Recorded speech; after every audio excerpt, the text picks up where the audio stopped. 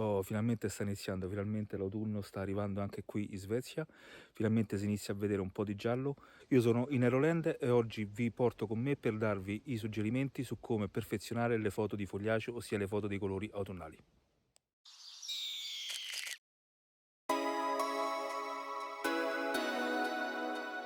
Allora, il primo suggerimento che vi do è quello di cambiare il settaggio del white balance sulla vostra reflex. Se ce l'avete su auto o su standard, passatelo su nuvoloso o ombreggiature, perché vedrete che cambiando soltanto questa semplice impostazione i colori risulteranno più accesi. Il white balance si può cambiare anche in post produzione, ma sicuramente se riusciamo a fare il lavoro direttamente sul posto, comunque vedrete che c'è un'abissale differenza di colori.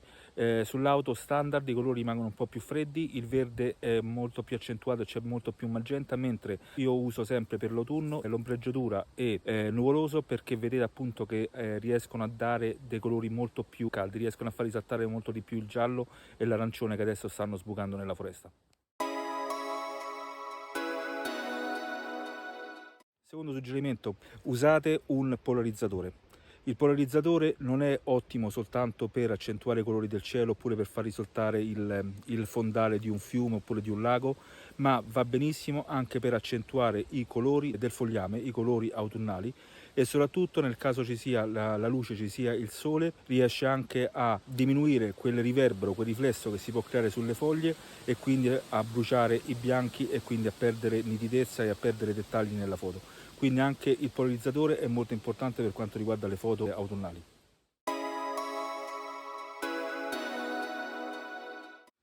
Un'altra cosa molto importante, soprattutto in autunno, svegliatevi presto la mattina e uscite di casa presto, prima dell'alba, per essere in foresta alle prime luci dell'alba, perché sono quelle luci soffuse che sicuramente accentuano senza disturbare troppo i colori autunnali, perché magari durante il giorno, se è una giornata di sole, anche se in autunno magari è un po' più difficile, però si possono creare quei contrasti tra ombra e luce che si rischia di bruciare i bianchi e quindi poi magari possono essere difficili poi da recuperare in post produzione. Inoltre svegliarsi presto la mattina vuol anche dire avere la possibilità, soprattutto in autunno, di avere quella foschia oppure quella nebbia che sicuramente porta qualcosa di più alle fotografie autunnali. Suggerimento numero 4, uscite il più spesso possibile, tutte le volte che potete, per andare a fotografare, perché l'autunno è una stagione beffarda, per non dire bastarda, e come arriva all'improvviso, vi assicuro che un paio di giorni fa qui era tutto completamente verde,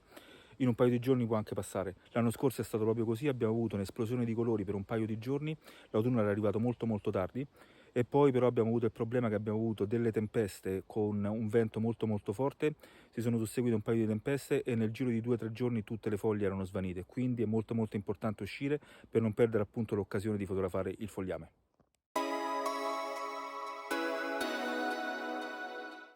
Allora, suggerimento numero 5, se non potete uscire tutte quante le volte che volete perché giustamente lavorate e magari potete uscire soltanto il sabato e la domenica,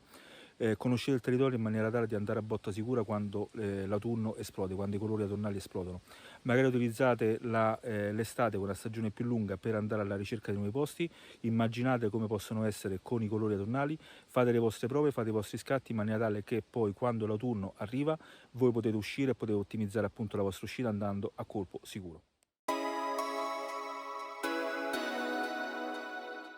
Allora, suggerimento numero 6, anche se poi si ricollega a quello precedente, è conoscere il territorio non soltanto per avere in mente gli scatti, ma anche di sapere che tipo di piante si trovano in una determinata parte, perché le piante non cambiano colore tutte quante assieme. Per esempio le betulle sono le prime che cambiano i colori in autunno e molte hanno già perso le foglie, le querce e i faggi per esempio arrivano dopo, e i radici sono gli ultimi, quindi è anche importante sapere che tipo di vegetazione voi andate a trovare in un posto.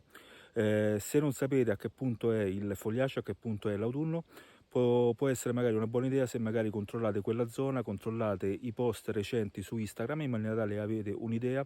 e sapete se l'autunno è già esploso in quella zona, in maniera tale che magari potete optare per un'altra zona. Inoltre c'è anche da dire che le piante cambiano colore non tutte allo stesso tempo e non tutte nelle stesse zone, perché ci sono anche dei microclimi e quindi per esempio in alcuni posti qui in Svezia adesso è ancora completamente verde, in altri posti invece come vedete il colore è già iniziato, quindi è importante anche sapere queste differenze.